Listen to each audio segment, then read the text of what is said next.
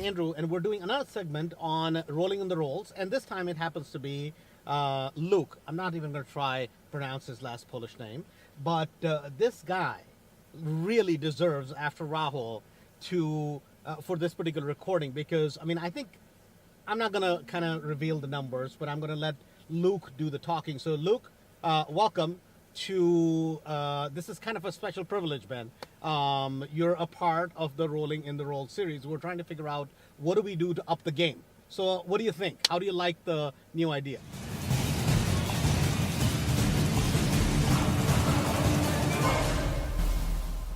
Hey Andrew, first of all, thank you. This is awesome. Rolling around in a brand new Rolls Royce, the beautiful red leather, the starry night in here. That's awesome. It's super exciting. So where it all started for me, it was 3 years ago, almost to the date. I heard something on the radio about a mastery program about real estate. And, you know, I never really invested in real estate before, but I knew that there's a lot of people that make a lot of money in real estate. And it was something I always wanted to get into, but wasn't sure how, didn't have the confidence. And I heard about a mastery program, and I started going to a couple of the evening seminars where I met you. Then I went to the mastery program and kind of learned all the you know tricks and nuts and bolts of investing in real estate. So hold on, man. You're skipping kind of a little bit, right? What I want to ask you is this. When you came to Chicago RIA, right, when you met us, were you one of those people who was like not doing anything, nothing going on? What was going on in your life? Because that is so critical. Why we picked you is not only were you doing something else, on top of that, you've taken real estate to a whole new level. What were you doing? What was Dadak doing, your business partner? And then why did you guys jump into real estate? Right, so myself, I'm a pretty busy professional. I have a pretty good career and I enjoy my job and I like it. But all my life, I've always been one of those guys that I need to create something on the side that generates income, generates cash for me, so I can one day either leave my job or at least have the freedom to leave my job and do whatever I want, so I can spend more time with my family, with my kids. I have a 2-year-old daughter now, and it's becoming more and more important to me to spend more time with her. So hold on. How old are you, first of all? I'm 36. 36. Okay, you're talking like you're as if an old guy, man. You're a pretty young guy. So, okay, 36, huge goals, huge ambitions. Go ahead. Yeah, so ever since I was in my early 20s, I was always looking for kind of my side hustle, right? I tried multiple things. I tried multiple businesses that with mixed results, and some of them made some money, some didn't. Some took way too much time, some took away from my day job. And, but then I stumbled on real estate. But even before that, so while I discovered Mastery and the real estate program, I was at the same time going to school, getting my MBA. I was at DePaul.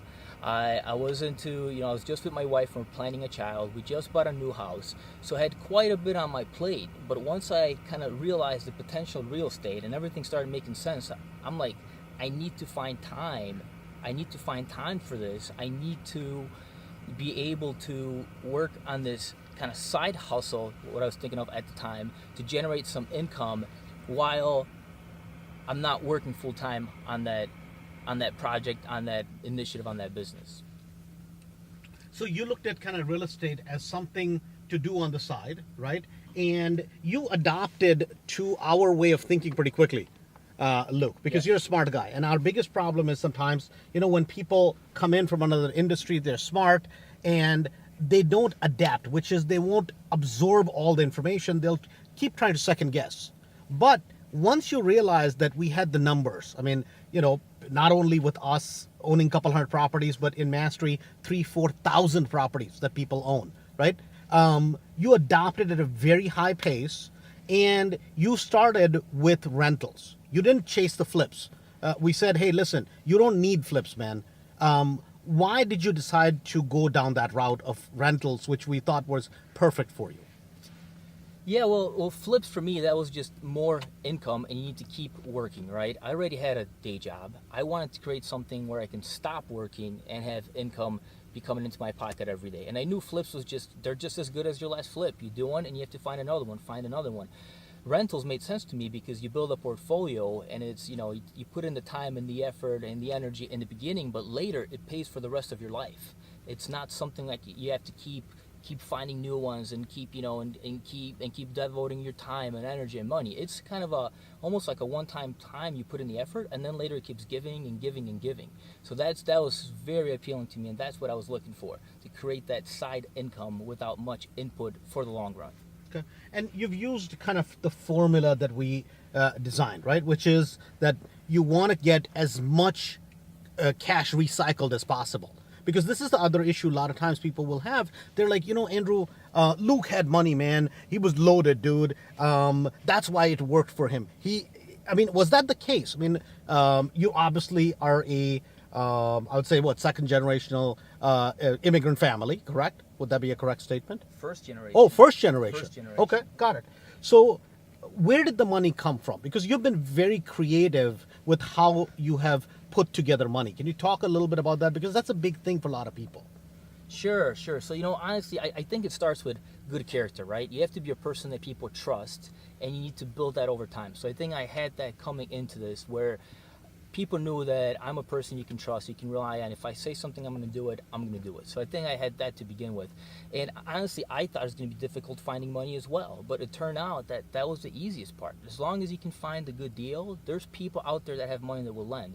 And our funds come from multiple sources. I had a family member, an aunt that's starting investing with us. I found people through Mastery that lent money to us. And at this point, 3 years later, I really have people calling me asking to invest money with me. We just don't have enough opportunities and enough properties to invest in. So the money piece was really not difficult once we got going and find the right property to invest the money into. It was true. Actually, I still remember the first time you were in Mastery, right? I had you do a presentation of how would you ask for money, right? And all you did was laid out your deal, and you laid out what the exit strategy is. Even if something went wrong, what would be the exit strategy? And I think that confidence that you brought to the table and the logical thought pattern has helped tremendously, because a lot of times that issue about money stops people. So the next question would be is this. You're a smart guy. You have your act together. But you've been investing with Dadek, who I think you guys are great friends, right? And then now you're at a stage where you added a third partner. So why did you start doing things with Dadek, not just try to, I'm going to keep the whole cake to myself. Why do you share? And then why did you bring in an additional partner? What was the thought process behind that? Right. So Derek, yes, we're friends. We met in college, and we're very like-minded individuals, right? So we're on the same page, and when it comes to real estate, especially when we start talking about real estate, we're like, wow, we are thinking exactly the same thing.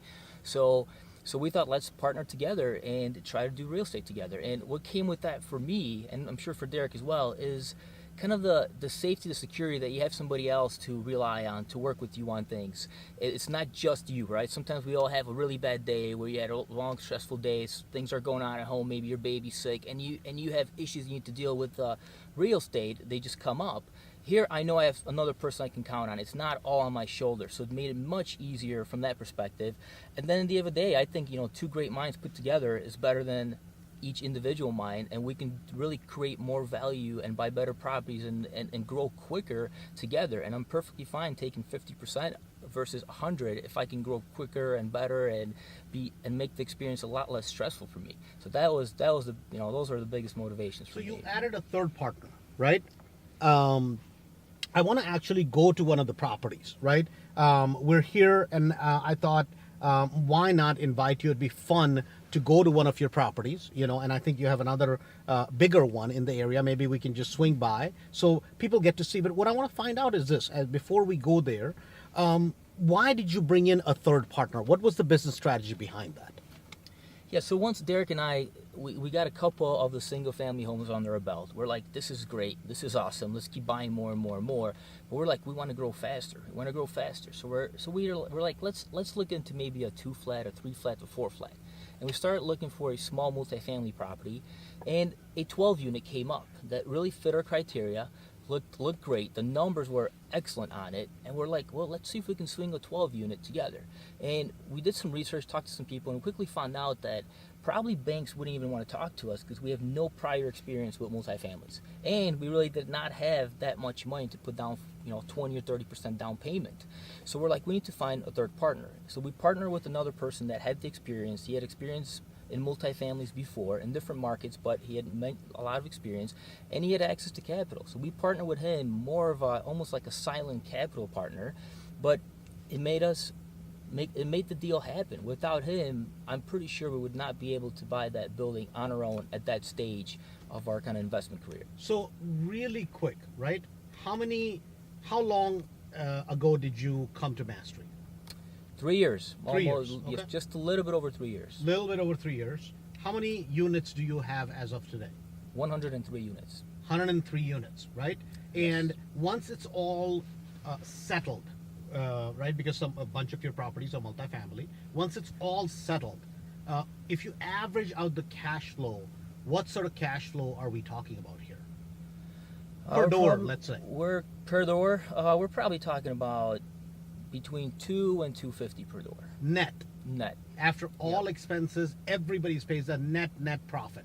Yes, all expenses, capex, and multifamily. You put money aside to all your large improvements. So factoring all that out. So basically, after all expenses paid, we're going to be averaging at least $200 per door. Okay, got it. So let's go. We're going to go take a look at a couple of your properties, and we'll talk some more. Sounds great. So we happen to be at a property that is actually was one of Luke's earlier properties. So Luke, so this is kind of a ranch, right? The typical brick ranch or the frame ranch that we tend to like, right? Small properties, 3-bedroom, 1 bath, 2-bedroom, 1 baths that literally between us and between all the people from Mastery, right? There's 4,000 or 5,000 of these that are owned within just that group. So, and you kind of have followed that model, and then the next thing was, okay, how do I scale? So can you talk about kind of starting there, and then now as you're building scale, why did you decide to go towards multifamilies? What was the thought process with the whole thing? Sure. So as you said, we started with a single family, and I mean, I think it was extremely crucial to start with multifamily for a couple reasons. Number one is to gain experience, right? If you make a mistake on a small project like this, it's not that much money. You can recover from it. It's not that big of a deal. You make a mistake on $1 million project, $2 million project, it might take you a decade to recover from something like that. So that was huge. The other piece was, you need a lot less capital to invest in something like this. And the numbers that we're getting on these single family properties, at the end of the day, we really don't have any money invested in them. We refi the property, we get all of our money back, and we have money to do another single family house. And we did, a good amount of these single family homes, and then we're like, we want to scale faster and faster and faster. So we started looking at multifamilies, and we invested in a 12-unit multifamily, and it was great, but it tied up a lot of money. It tied up over $100,000 of money, which we had to kind of find investors to partner with us, and that money is still tied up in that property. So I think that's the big difference. You tie up a lot of capital in multifamilies, where in single families, you can pretty much kind of rinse and repeat and use that money to do another one, and another one, but you do scale a little bit slower. So it is a little bit of a trade-off, depending on kind of what you're looking for. Okay. So, and we laugh about this all the time, right? The last time you won the Maserati, right, for the week, so you had it out, you had fun with it. So, and at this point, you could decide to get rid of the car when you have a nice car, but you could definitely upgrade to something that is really fabulous. But I seem to notice you've kept your lifestyle what it is, and you just got married, then you had a baby. What's going on that front? What does your life look like at this point? Is your wife working? Is she kind of helping you with the business? Where are you trying to go with this whole thing? Yeah, it's funny you asked that, Andrew. But so my wife and I think that's why we are such a great couple. We get along because we are on the same page when it comes to a lot of things, and money's definitely one of them. So we live within our means. That's, put it simply, we live within our means. And even though now we have a nice extra income coming from the rental properties, I seriously have not touched like any of that money. It goes straight back into the business, goes right back into the business, reinvest it so we can keep growing, and we live off our wages. And money's one thing, right? Nice things. It's a beautiful car I'm sitting in right now, Rolls Royce. It'd be nice to have one, but for me, it's time with the family and people you love. So I have a 2-year-old baby, and my wife is working full time, and I can see she's a mother at heart. She wants to be with the baby. So we just made the decision last week that she put in a resignation and she's leaving her job so she can stay with the baby. And did real estate help with that? Absolutely. We probably don't need the income right now from the real estate, but I have that safety net, that security in case something happens and we need to supplement my income, my day job income. We have the real estate. So it's a beautiful thing. It's not about things, but now we have a lot more family time we can spend together. My wife can spend with the baby and do what she really loves to do. So, so it's really about choices, right? Really, what we're talking about is that you have way more choices because you chose to, on top of what you do full time, you were going through an MBA, and then on top of that, you decided to start investing at an early age. So, where do you go from here? What is the next goal look like for you or for your business partner? What is success for you? Because you've already, to a certain extent, a lot of guys would look at you, a lot of people who come to Chicago area would look at you, go, man, that Luke is setting the world on fire.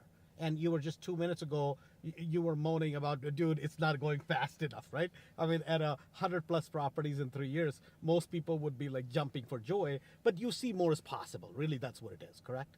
Oh, absolutely, absolutely. More is possible, and we're trying to do more. And it's not, you asked me how success, right? What's success? I mean, it's not all about money, right? I just want to realize my full potential. That's kind of success, and keep going. And the money comes with it, which is great. And real estate for me, I mean, I got hooked. It's like a drug. I just want more and more and more of it. It's a hobby. How many people can say they have a hobby that makes them money? Most people have a hobby and they drain a bunch of money in their hobby. My hobby makes me money. And what's next? I just want to create more of those choices that you just mentioned, more possibilities. So I can do whatever I want, whenever I want. And I'm not at that point yet, but at this pace, hopefully soon. And if my wife and I want to decide and go live in Mexico for a year, we can do that. We want to go live in Poland for a year, we can do that. We're going to be able to do that really, really soon.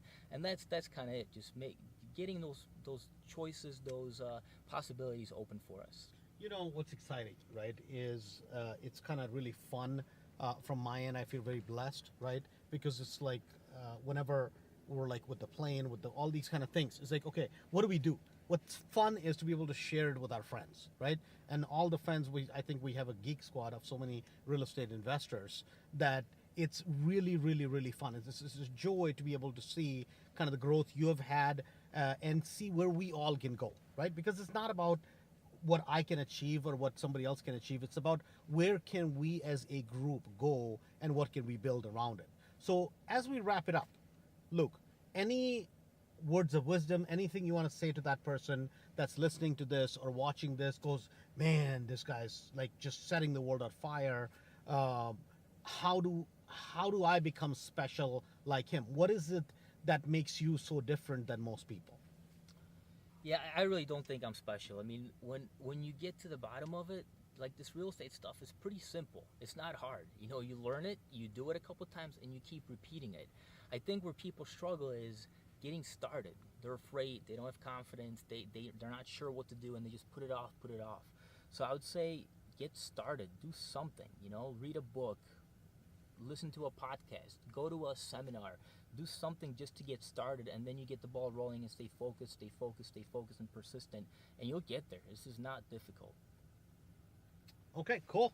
I'm excited that you were able to be a part of this whole thing.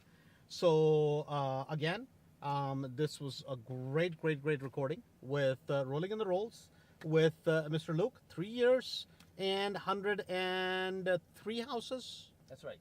103 units. So congratulations, buddy. Thank you, Andrew. I appreciate it.